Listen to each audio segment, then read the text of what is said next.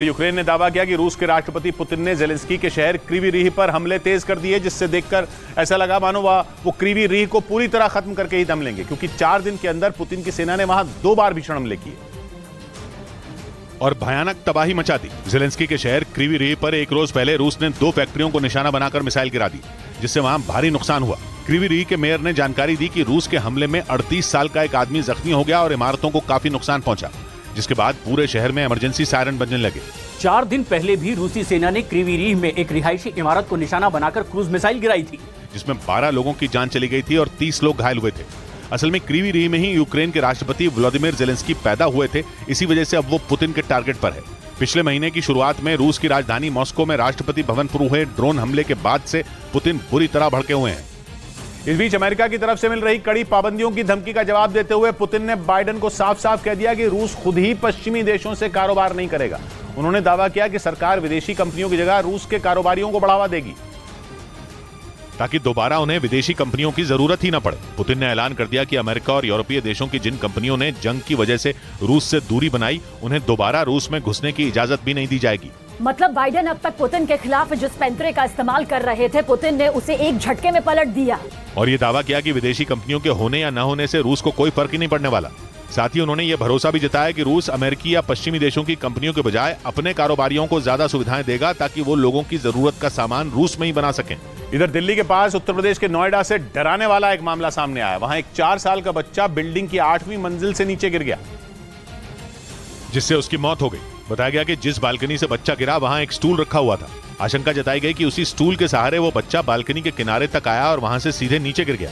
जानकारी के मुताबिक ये घटना सुबह के वक्त हुई, जब उस बच्चे के घर वाले सो रहे थे।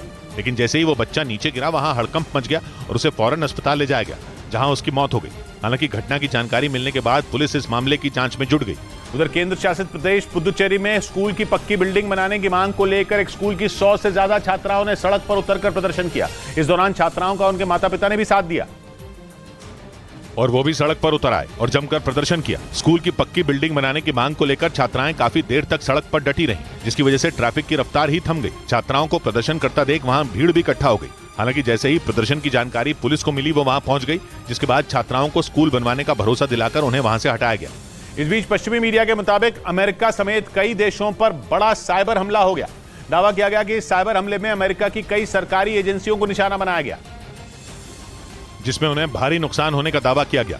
अमेरिका में साइबर हमलों के खिलाफ सुरक्षा देने वाली एजेंसी CISA यानी cyber security and infrastructure security agency ने बताया कि हैकरों ने मूविट नाम के सॉफ्टवेयर में सेंध लगाई और अमेरिका के साथ साथ ब्रिटेन समेत कई देशों की कंपनियों का डेटा चुरा लिया। CISA के मुताबिक मूविट सॉफ्टवेयर का इस्तेमाल कंप्यूटर फाइलों को ट्रांसफर करने के लिए किया जाता है। दावा किया गया कि हैकरों ने इस सॉफ्टवेयर में सेंध लगाकर कई सरकारी एजेंसियों का भी डेटा चुरा लिया। उधर यूरोप को रूस का कच्चा तेल रिफाइन करके बेचने पर भारत के पलटवार के बाद 27 देशों के संगठन EU यानी यूरोपियन यूनियन के तेवर नरम पड़ गए। रूस को यूक्रेन पर हमला करने की सजा देने के लिए EU ने इसके लिए उसके तेल पर प्रतिबंध लगाए हुए हैं, लेकिन भारत रूस से खरीदे कच्चे तेल से पेट्रोल और डीजल बनाकर यूरोप के कई देशों को बेच रहा है। इसलिए पिछले महीने यूरोपियन यूनियन के फॉरेन पॉलिसी चीफ ने भारत के खिलाफ एक्शन लेने का बयान दिया था, जिस पर विदेश मंत्री एस जयशंकर ने यूरोपियन काउंसिल के नियमों का हवाला देकर 2 टूक कह दिया था कि अगर किसी तीसरे देश में रूस का तेल रिफाइन किया जाता है तो उसे रूस का तेल नहीं माना जाता। एस जयशंकर के आईना दिखाने के बाद यूरोपियन यूनियन ने अपनी चेतावनी से यू टर्न ले लिया। अब EU के foreign policy chief Josep Borrell ने कहा कि भारतीय रिफाइनरियां अपने उत्पाद इसलिए बेच रही हैं क्योंकि यूरोप की कंपनियां खरीद रही हैं, मगर इसके लिए जिम्मेदार कौन है, बेचने वाला या खरीदने वाला? जोसेफ बोरेल ने अपने पिछले बयान के लिए सफाई भी दी। उन्होंने कहा कि वो भारत की सरकार की आलोचना नहीं कर रहे थे। उनके कहने का मतलब यह था कि यूरोपियन यूनियन यूरोप की कंपनियों के रूस का रिफाइन हुए कच्चा तेल खरीदने पर आंख मूंद कर नहीं बैठ सकता। इस बीच रूस और यूक्रेन के बीच जारी युद्ध रोकने के लिए अमेरिका ने भारत पर भरोसा जताया। अमेरिका के एक सीनियर सांसद एमी बेरा ने यह बयान दिया और यह बयान उन्होंने ऐसे वक्त पर दिया जब चीन के राष्ट्रपति शी जिनपिंग रूस यूक्रेन के बीच सीज फायर के लिए समझौता कराने में जुटे हैं।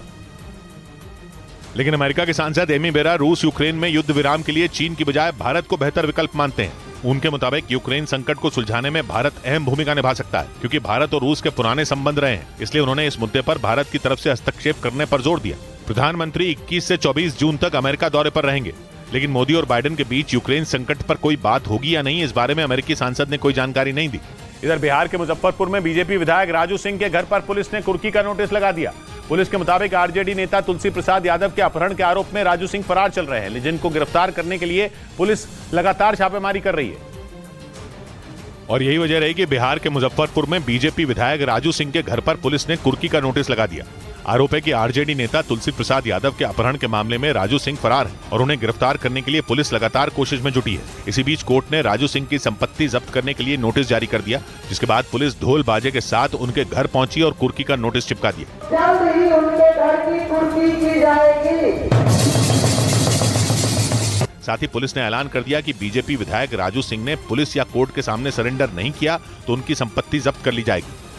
उधर पाकिस्तान में 9 मई को हुई हिंसा के मामले में पुलिस वहां के पत्रकारों के खिलाफ भी केस दर्ज कर रही है। 9 मई को अल कादिर केस में पाकिस्तान के पूर्व प्रधानमंत्री इमरान खान को गिरफ्तार किया गया था, जिसके विरोध में वहां हिंसा भड़क गई थी और इस हिंसा के बाद बड़ी संख्या में इमरान की पार्टी के नेताओं और कार्यकर्ताओं को गिरफ्तार किया गया था। लेकिन पाकिस्तान में 9 मई को हुई हिंसा के मामले में पुलिस ने पत्रकारों के खिलाफ केस दर्ज करना शुरू कर दिया। पत्रकारों ने लोगों को हिंसा भड़काने के लिए उकसाया था और गुस्साए लोगों ने कई सरकारी दफ्तरों पर हमले कर दिए थे, जिसके आरोप में पुलिस ने कई पत्रकारों के खिलाफ केस दर्ज कर लिया। असल में 9 मई को पाकिस्तान में वहां के पूर्व प्रधानमंत्री इमरान खान को अल कादिर केस में पुलिस ने गिरफ्तार कर लिया था, जिसके बाद जबरदस्त हिंसा हुई थी और इसके आरोप में इमरान की पार्टी के कई नेताओं को गिरफ्तार कर लिया गया था। इसी कड़ी में अब पत्रकारों के खिलाफ कार्रवाई शुरू हो गई। इधर बिहार के गोपालगंज में एक खेत में देसी बम फटने से हड़कंप मच गया, जिसकी चपेट में आने से 3 बच्चे बुरी तरह घायल हो गए।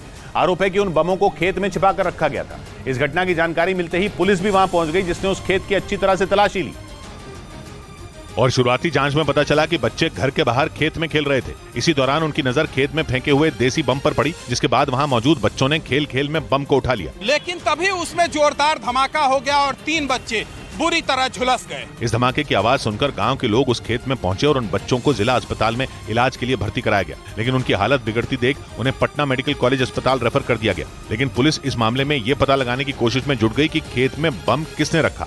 इस बीच बिहार के गोपालगंज में पुलिस ने अवैध शराब की तस्करी का पर्दाफाश कर दिया। पुलिस के मुताबिक आरोपियों ने शराब की तस्करी के लिए एलपीजी सिलेंडर का इस्तेमाल किया, लेकिन चेकिंग के दौरान पुलिस ने एलपीजी सिलेंडर में छिपाकर रखी अवैध शराब को जब्त कर लिया।